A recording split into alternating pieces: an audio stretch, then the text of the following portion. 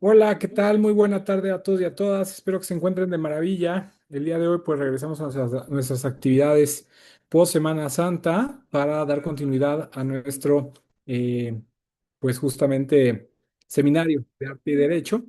Y bueno, pues el día de hoy tenemos el honor de contar con la presencia del maestro Mariano Escobar Díaz, quien nos va a hablar acerca de dos documentales que no se pueden entender de manera diferenciada, sino que fueron pues los dos pues una revolución jurídica en cuanto a cinematografía y que incluso impactó, ¿no? En reformas, en formas de entender el derecho y sobre todo socialmente, con una crítica social muy bien fundada. Y estamos hablando pues justamente de Presunto Culpable y El Túnel, que sin duda pues son dos esfuerzos que además de todo pues incluyeron la realización de personas dedicadas al derecho y por supuesto también personas que conocían de cinematografía y el resultado fue, creo que históricamente imprescindible, ¿no? Es decir, no se puede entender la historia del sistema penal en México sin estos dos documentales. Y bueno, nuestro invitado, pues este es un destacado académico, ¿no? También tengo entendido que realiza aspectos de la vida real, de la vida práctica del derecho, y pues también nos acompaña constantemente en otros eventos del Seminario de Filosofía. Y bueno, pues maestro Mariano Escobar Díaz, sea usted bienvenido. Qué gusto, qué placer tenerlo por acá. Hola, buenas tardes, profesor, doctor, ¿cómo está? Eh, Con el gusto de saludarlo. Adelante, va a ser muy interesante escuchar su ponencia que nos ha preparado. muchas gracias. ¿Puedo compartir pantalla? Perdón. Sí, por supuesto, adelante.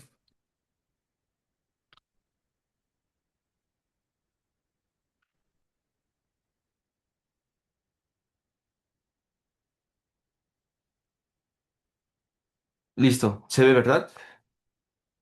Sí, se ve perfecto, gracias. Perfecto, gracias. Pues bueno, antes de dar comienzo a la exposición del tema, yo quiero agradecer de nueva cuenta la invitación, sobre todo la participación, ¿no? Porque creo que estos espacios son muy importantes y me parece que son esenciales para toda persona que se dedique al quehacer jurídico, en tanto que crean o generan más bien cierta conciencia social. Es decir, podemos ver al derecho no desde un punto de vista formal, sino justamente desde un punto de vista en que se logre criticar el propio sistema. Como lo refería el doctor Walter, es muy importante, sobre todo para pues apreciar esta parte, ¿no? Entonces, no solamente estudiar el derecho, como ya lo mencioné desde Kelsen, ¿no? Desde una postura naturalista, sino verlo como algo más real. Incluso puedo mencionar o hacer mención de esta parte yurrealista del derecho, esta dimensión yurrealista, que justamente se enfoca en la eficacia de las propias normas, ¿no? No solamente como un idealista o como un deber ser, sino como lo que es, como lo que realmente es. Y es muy cierto que estos documentales van de la mano, están vinculados, más que nada, bueno, más allá del director porque tratan temáticas que a simple vista no se ven, sin embargo, cuando se reflexionan o cuando se aprecian, podemos ver estos puntos de vista o estas aristas que no nos permite ver el derecho, digamos, de una forma formal, ¿no? Sino como lo que realmente es, como lo he estado refiriendo y lo he estado haciendo muy enfático en esa parte. Y sobre todo, me parece que es más apropiado mencionar esta parte de la crítica al derecho, pero como en estratos sociales bajos, ¿no? No solamente, no, por ejemplo, con, no sé, un magnate o Ricardo Salinas Pliego o personas que tengan poder, que tengan dinero, que tengan riqueza, sino estratos sociales, pues, bajos, donde no hay recursos y donde la justicia, pues, parece ser que no llega, ¿no? Bueno, primeramente voy a hablar del túnel, que fue el primer documental como de esta serie, que son dos. Pues es un documental bastante corto, creo que realmente es muy enfático, o sea, es muy concreto, muy preciso. No es tan extendida como la película de Presunto Culpable. Sin embargo, creo que expone o asienta las bases para entender o para ver, apreciar mejor, detallar, advertir como las deficiencias del propio sistema jurídico. Creo que en este sentido es primordial este primer documental porque expone, digamos, ciertas cuestiones, ¿no? Ciertas estadísticas, ciertos datos que son alarmantes cuando realmente se contrasta con otros países o a lo mejor cosas que entendemos, vemos, pero no tenemos como un dato real, ¿no? Por ejemplo, vemos que muchas personas están en la cárcel, pero no sabemos el número, no sabemos en contraste o en relación con qué. Me parece algo bastante interesante. Creo que es fundamental entender, bueno, ver el documental para entender cómo funciona el sistema penitenciario en México, porque sí se habla mucho del proceso, sí se habla mucho de leyes, se habla mucho de derecho penal y demás, ¿no? De los órganos jurisdiccionales. Pero no se habla de lo que hay detrás, o sea, del propio derecho penitenciario, que es como cómo se administran las cárceles, el comportamiento social de las cárceles, etcétera, etcétera. Creo que el trabajo del documental bueno, está basado principalmente en demostrar, como ya lo advertí anteriormente, eh, cómo se desarrolla el trabajo, ¿no? De un MP, de un proceso realmente, cómo es el trabajo de algunos policías, cómo es la vida pues, de los reos, de los prisioneros, de los que están dentro de las cárceles, cómo viven. Y pues algo que se deja entrever del documental es la corrupción, la impunidad, procesos sin garantías y obviamente un entorpecimiento de la justicia. No hablar de obstaculización, sino del entorpecimiento de la propia justicia. Ahora, yo también mencioné como esta parte de las gráficas, de los datos, y realmente es alarmante. Por ejemplo, 70% de las personas que se encuentran en las cárceles son por robos menores. O sea, digamos que una persona que se dedica al secuestro va a estar fuera, digamos, con base en los datos, en las estadísticas, se va a encontrar en las calles, ¿no? Merodeando, caminando, haciendo su vida. Sin embargo, una persona que robó un plátano va a estar muy probablemente dentro de la cárcel. El 70% también de los detenidos en el MP no tuvieron abogados. Creo que eso también habla de algo pues alarmante, ¿no? Porque no contó como con garantías, con un debido proceso, con un defensor de oficio.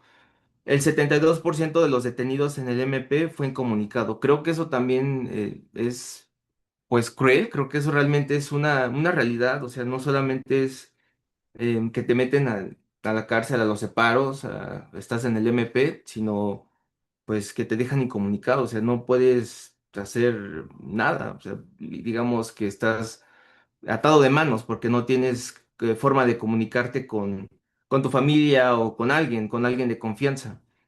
El 33% de los detenidos fue maltratado por la policía judicial. Este dato también es relevante y sobre todo alarmante como los demás porque no solamente se habla de cuestiones hacia los hombres, sino también cuestiones a las mujeres. En este sentido, en el documental entrevistaron a unas mujeres y referían que eh, algunos policías les ofrecían como, bueno, les decían que podían salir a cambio de, pues, tener relaciones o un favor, digamos, sexual, lo cual es, pues, feo, es alarmante porque por una cuestión, digamos, de un robo menor, lo que tienen que atravesar, ¿no? Como sufrir este atentado contra la dignidad, creo que es algo bastante inhumano. creo que también las estadísticas de las mujeres, o sea, actualmente, ayer las estaba checando y también han sufrido como esta parte de mujeres que están embarazadas o están en lactancia. Creo que también es relevante hacer como énfasis en las mujeres, o sea, en la violencia de género dentro de las cárceles. Sin embargo, creo que este documental del 2008, del 2000, más o menos 2005, 2008, en ese periodo, fue muy, pues había otro sistema, ¿no? No estaba por ejemplo, la reforma de derechos humanos, era otro proceso penal, otro sistema de justicia penal, y no se había hecho tanto énfasis en la violencia de género como lo es actualmente. Por eso las gráficas o las estadísticas están más enfocadas en los hombres, o sea, en general. El 80% de los condenados no fueron escuchados por el juez. Creo que esto es otro atentado contra las garantías de cualquier persona o presunto culpable, digámoslo así. El 75% de los delitos no se denuncian por la desconfianza en las autoridades. Y esto, pues digamos que es lógico, es evidente, porque, pues, por esta parte de corrupción, ¿no? Por esta parte de impunidad, donde precisamente si el 70% de las personas que se encuentran son por robos menores, pues lo mayor creo que es algo, pues, digamos difícil, ¿no? Algo más complicado. Dirían por ahí que si no puedes lo menos, no puedes lo más.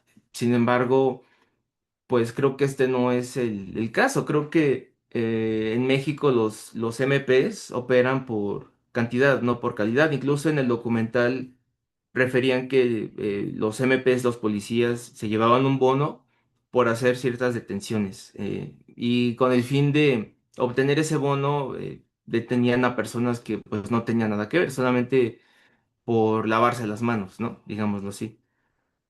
Y bueno, pues finalmente el 99% de los delitos en México quedan impunes. Es como lo que refería anteriormente. O sea, creo que el llegar a levantar una denuncia y que no le den seguimiento es algo pues desgastante, ¿no? Algo agotador. En el documental había una persona que denunció lesiones, una tentativa de homicidio, perdón, y estuvo llamando al MP para ver como el seguimiento del juicio, y la propia MP ni siquiera se acordaba de quién era. Creo que eso también deja notar o advertir esta parte de cómo se da o sea, cómo se desarrolla, ¿no? El proceso. Este, bueno, continuando con el tema, con el presunto culpable, es una película, pero me parece que es como algo más, no genérico, sino más específico. Y siguen de cerca un juicio de una persona que estuvo, digamos que en la cárcel por una cuestión que no era responsabilidad de él. Sin embargo, como les comenté anteriormente, pues los policías solamente por lavarse las manos, por hacer bien su chamba, entre comillas, o hacerla rápida, que no es lo mismo hacerlo de manera rápida, hacerla de manera eficiente y eficaz. Pues esta persona se vio involucrada en un asunto que no tenía, pues, como dirían coloquialmente, no tenía vela en el entierro, ¿no? Y sigue esta historia de cerca, este proceso, que hubo muchas irregularidades, lograron reponer el proceso ya cuando se hizo más mediático el asunto y lograron obtener una defensa particular, obviamente de forma gratuita.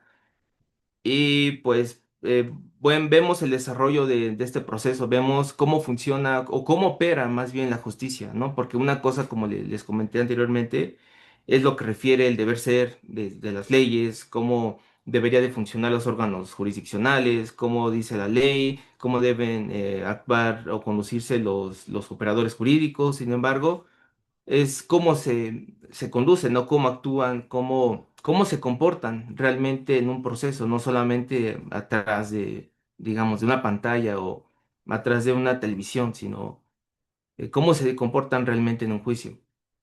Eh, pues igual, en este proceso, hay algunas estadísticas. Este es un poco más reciente, creo que son como 3 o 4 años de diferencia con el túnel.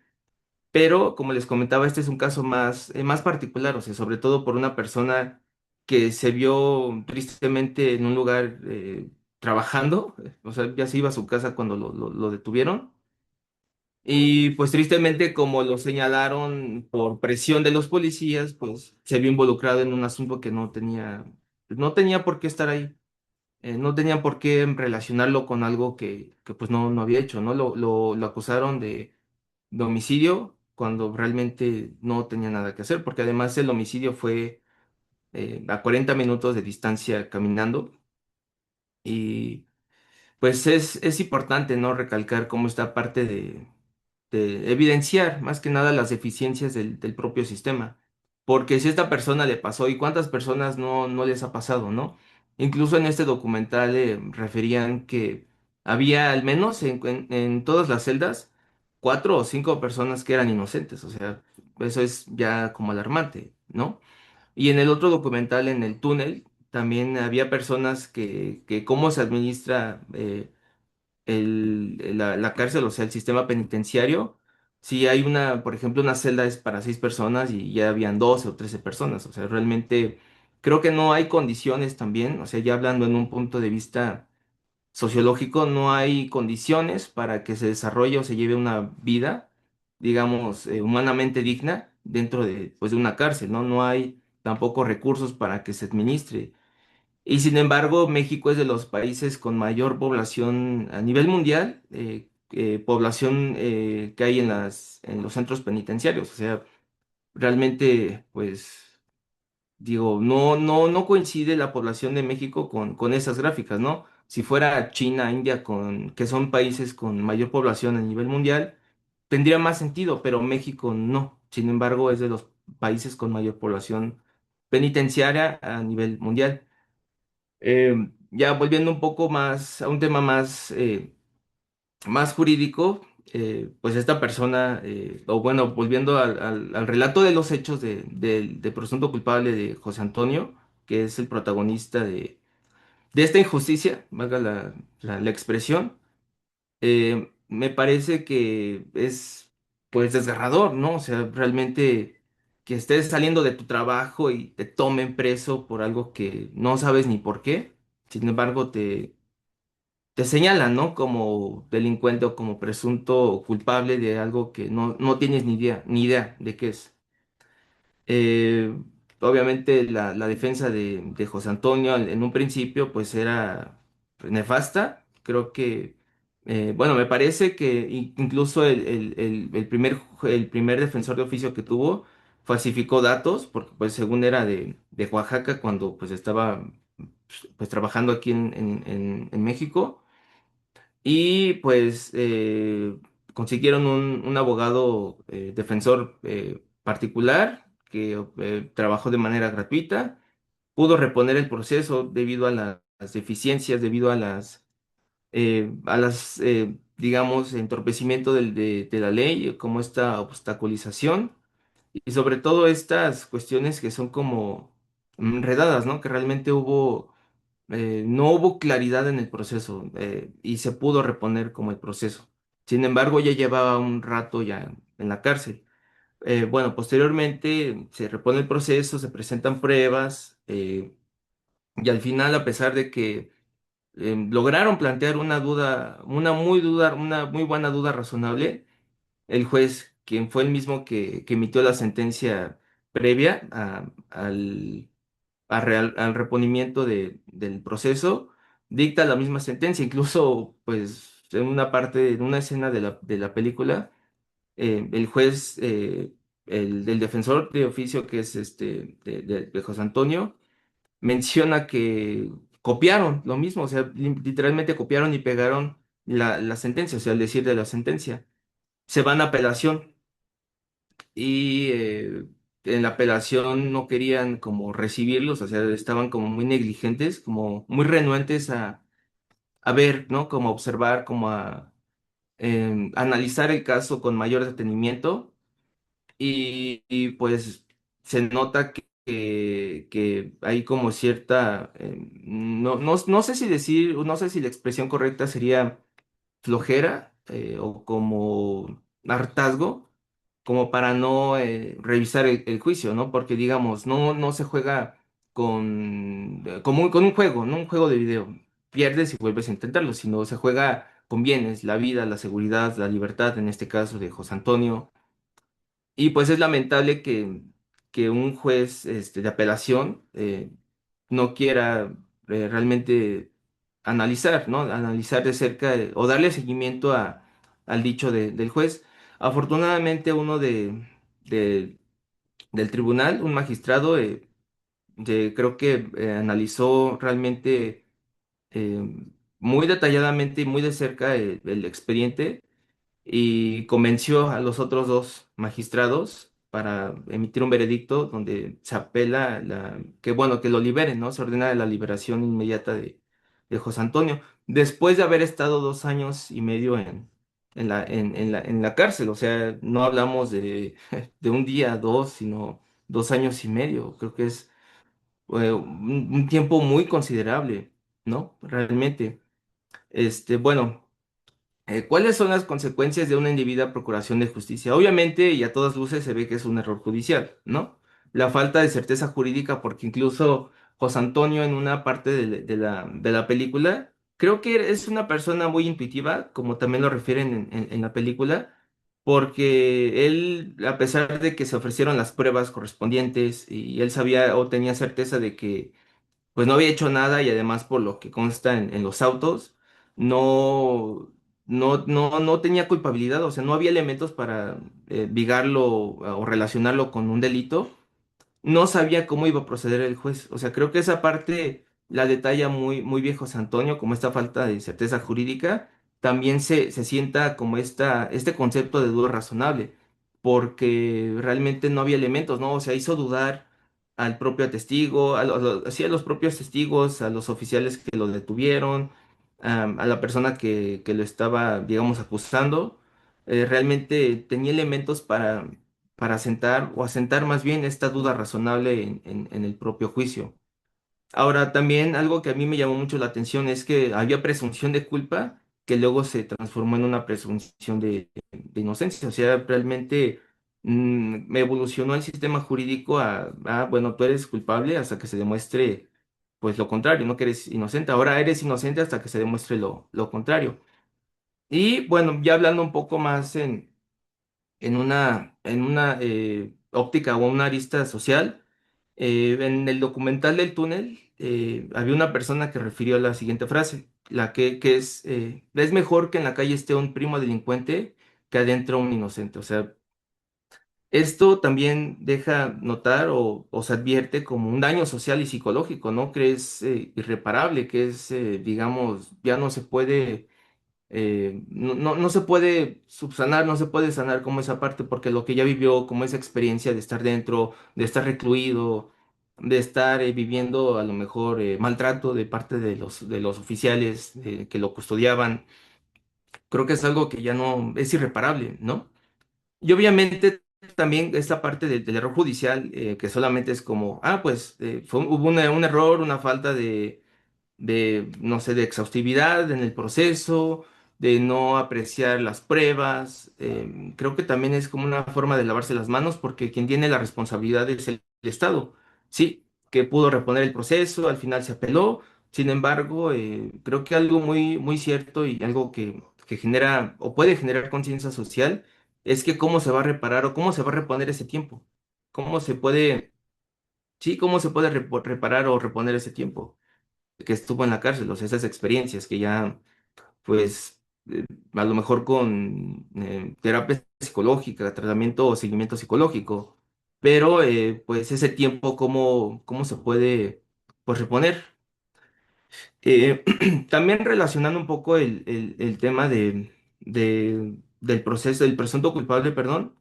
Yo pude advertir o pude notar y destacar, o bueno, más bien quiero destacar como algunos puntos que a mí se me hicieron muy interesantes.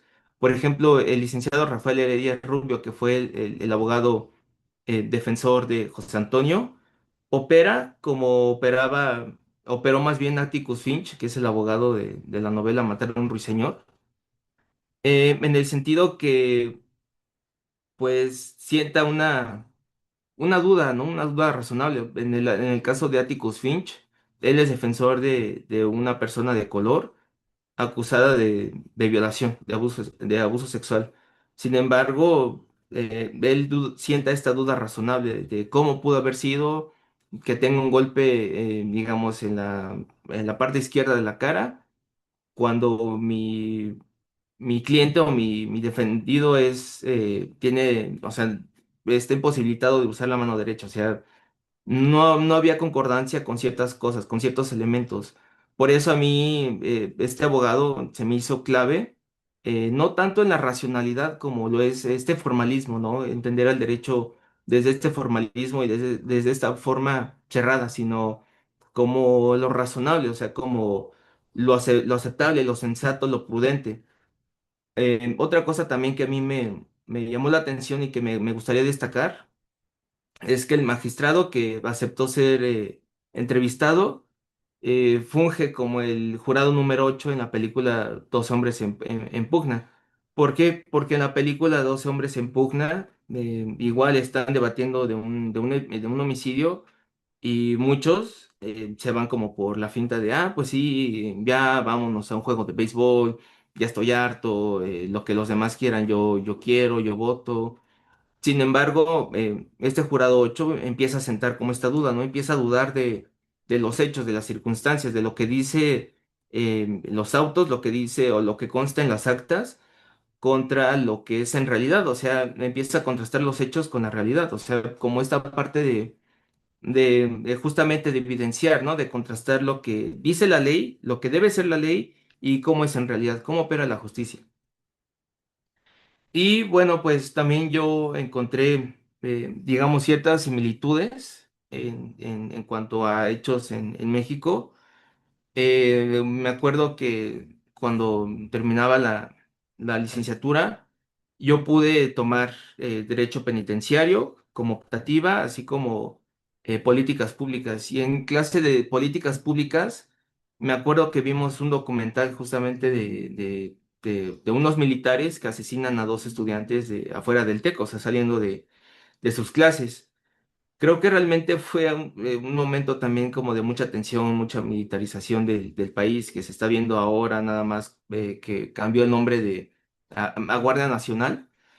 Eh, Sin embargo, este caso fue muy sonado porque eran dos alumnos que habían conseguido una beca, se esforzaban mucho, estudiaban bastante, de hecho estaban saliendo de estudiar cuando los militares pues dispararon a ellos y pues los privaron de la vida, lamentablemente, y alteraron las escenas para hacerles creer a las personas o a los demás como una forma de justificar que dispararan. Les plantaron armas cuando en realidad pues los que los conocían sabían que eran muy estudiosos, ¿no? Que realmente estaban muy ensimismados en su estudio, en mejorar, en aprender, en crecer, en aprovechar la beca que les había ofrecido el TEC.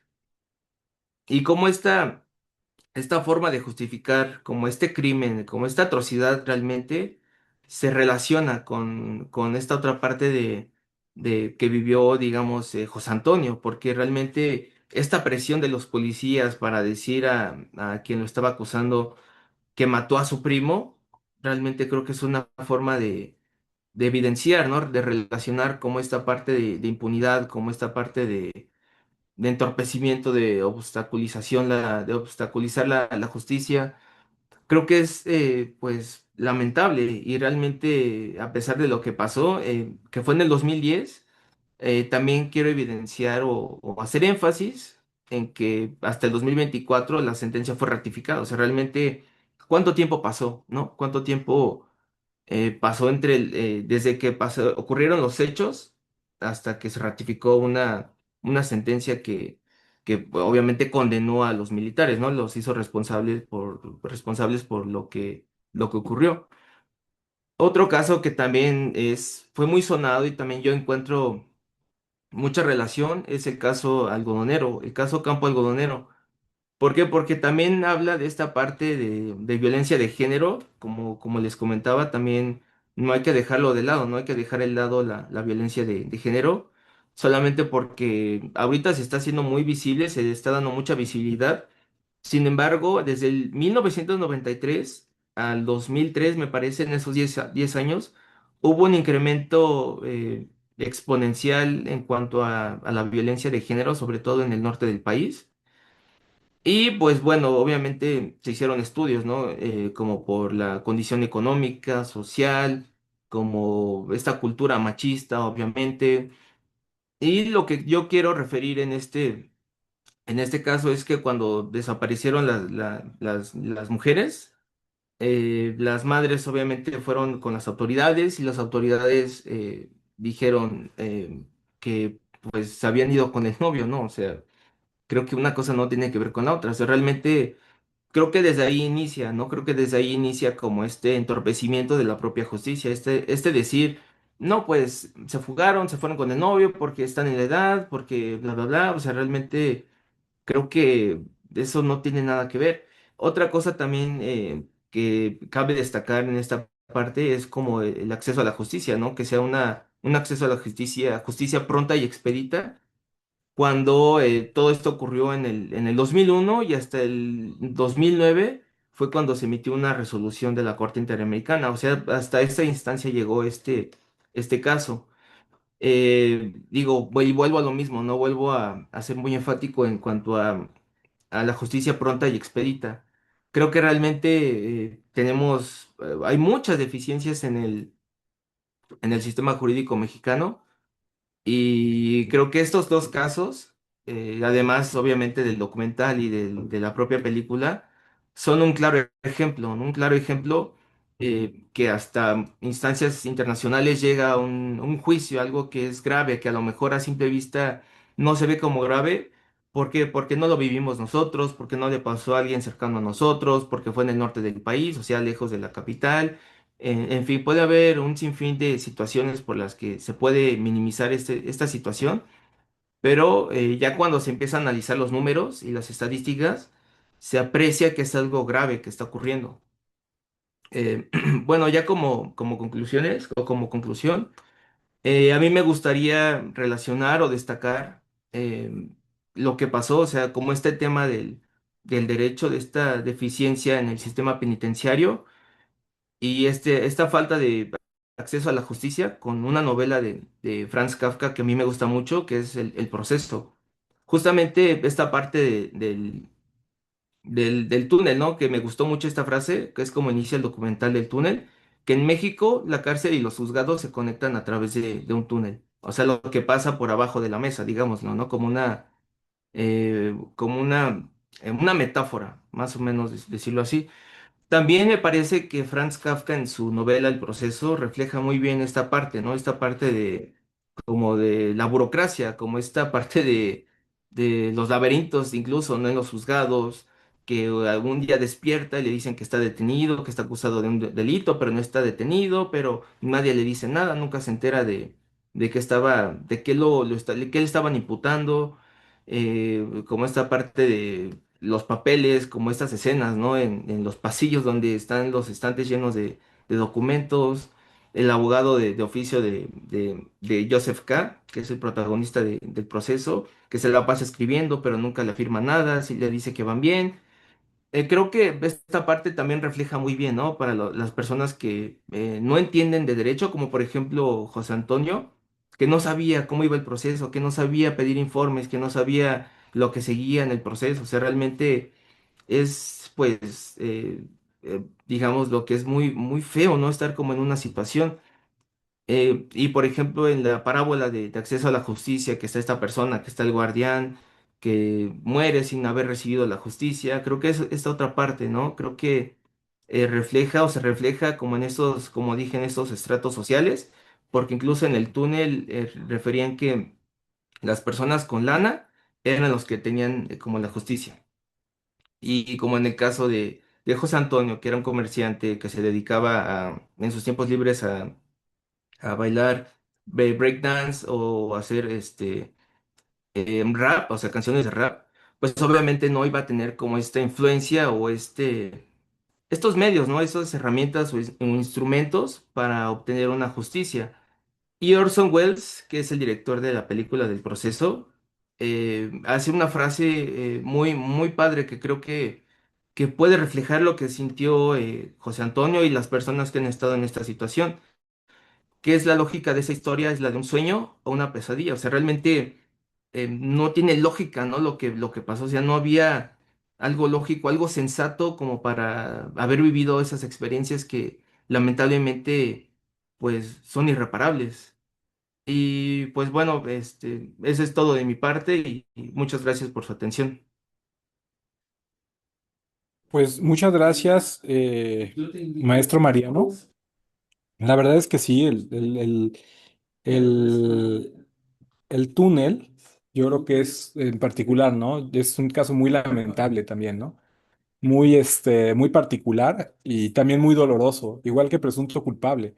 Y pues yo lo que quisiera, pues, reflexionar es qué tanto ha cambiado el sistema de impartición de justicia después de una reforma penal, ¿no? Que fue muy, muy drástica. Lo curioso es que ahorita tenemos una reforma judicial que fue express. Para que se implementara el nuevo sistema penal, empezó creo que todo esto en 2008, no, 2006, o una cosa, 2008, 2006, una cosa. Y terminó de implementarse supuestamente, o entró en vigor en 2006. 2016, perdón.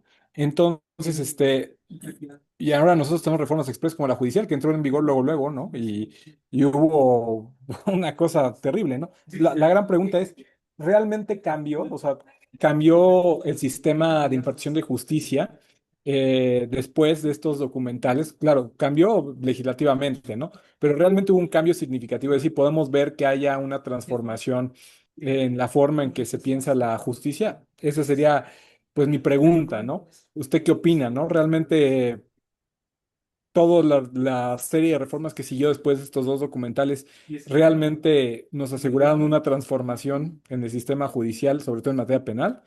¿O usted cree que, pues no? Podríamos sacar otras películas llamadas Presunto Culpable, El Túnel, ¿no? Pero ahora versión 2026, ¿no? Justamente es lo que yo reflexionaba ayer, eh, porque pues me parece, ¿no? Incluso había puesto una lámina como esta parte de la reforma, o sea, justamente hacer este ejercicio de ver qué piensan las personas, o sea, el público aquí presente. Pero desde mi punto de vista, creo que incluso se contrastó el caso de Chile, ¿no? Que era más escrito y ahora es oral. Lo mismo pasó en México, o sea, fue una reforma, me parece, sí, desde el 2008, que se implementó completamente hasta el 2016. Y pues yo, particularmente, en mi opinión, creo que ha habido cambios, sí, pero no me parece que hayan sido significativos. Y otra cosa también es que, por ejemplo, las implicaciones que hay, ¿no? Por ejemplo, antes era todo por escrito y pues el juez nada más dictaba sentencia y ya, o sea, no veía, sí, cara a cara como ahora las audiencias orales, ¿no? Que se ve el acusado, está su defensa, está el MP.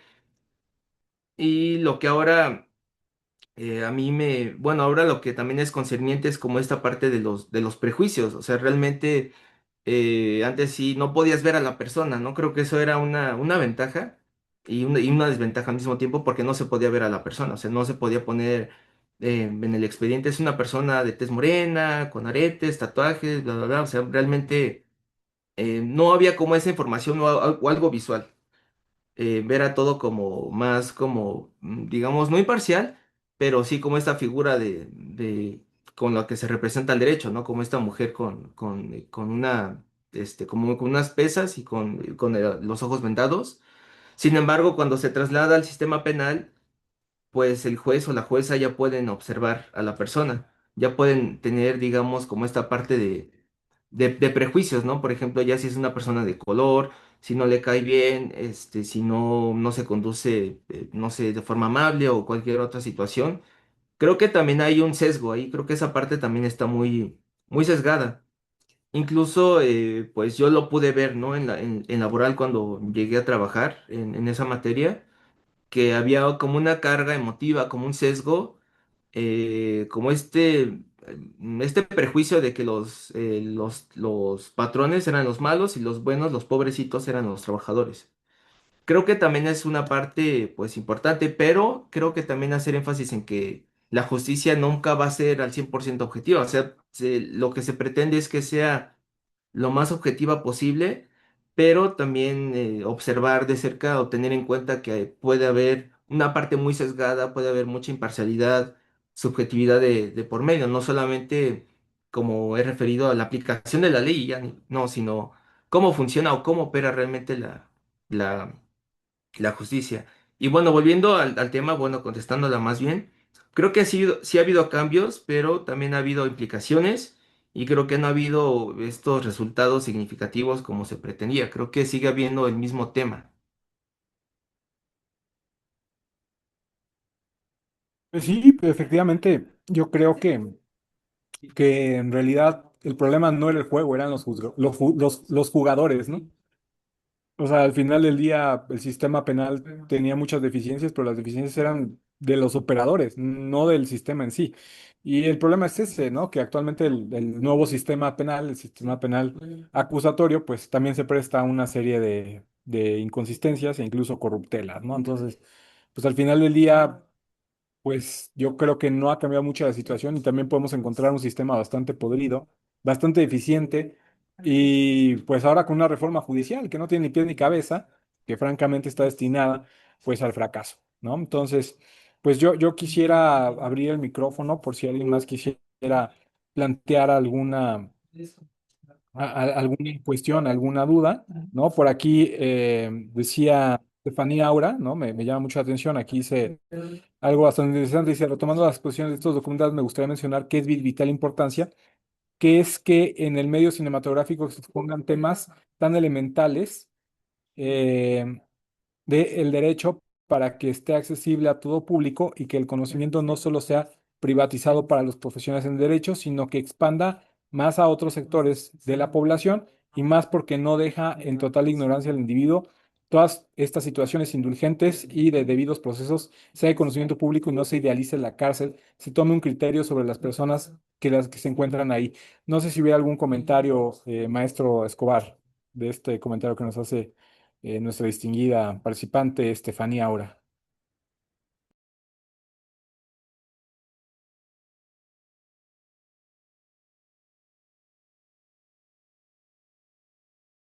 ¿no? Perfecto. Bueno, pues no me restaría más que agradecer a nuestro invitado del día de hoy, el destacado maestro Mariano Escobar Díaz, que sin duda pues nos ha dado una exposición bastante interesante respecto a estos dos documentales que para mí son un parteaguas en la historia del derecho mexicano y que creo que eso nos ayuda a justificar pues cómo el cine pues impacta, ¿no? De alguna forma en el derecho, ¿no? Entonces, pues maestro, muchas gracias por la presentación. En breve, esperemos nada más a que termine el siglo de conferencias y mandaremos a solicitar las constancias a nuestras autoridades administrativas. ¿No? No sé si hubiera algún otro comentario que quisiera hacer, maestro. Eh, pues sí, creo que realmente eh, es muy importante. Ay, perdón, alguien iba a hablar. Adelante, adelante. Creo que nada más es el comentario de Estefanía ahora. Ah, ok. Este. Pues creo que es relevante y trascendente que miremos al derecho, como siempre lo he manifestado, a través de diferentes expresiones artísticas, como es la literatura, el cine, e incluso pues pinturas realmente que reflejan la sociedad, ¿no? Cómo es la sociedad, cómo opera o cómo funciona realmente la sociedad, no solamente cómo debe ser el derecho, cómo leerte y aprenderte de memoria el Código Penal, la Constitución, etcétera, sino cómo funciona el mundo, ¿no? Cómo funciona la sociedad, porque el derecho es parte de la sociedad, no la sociedad es parte del derecho, y pues agradecer nuevamente la invitación y agradecer la atención del público. Muchas gracias. No, hombre, muchas gracias a usted y pues que siga participando en estos eventos, que siempre usted ha sido muy constante en ellos, ¿no? Entonces, le agradezco muchísimo, le mando un fuerte abrazo. Gracias igualmente, doctor, que esté muy bien. Hasta Saludos. luego, un abrazo.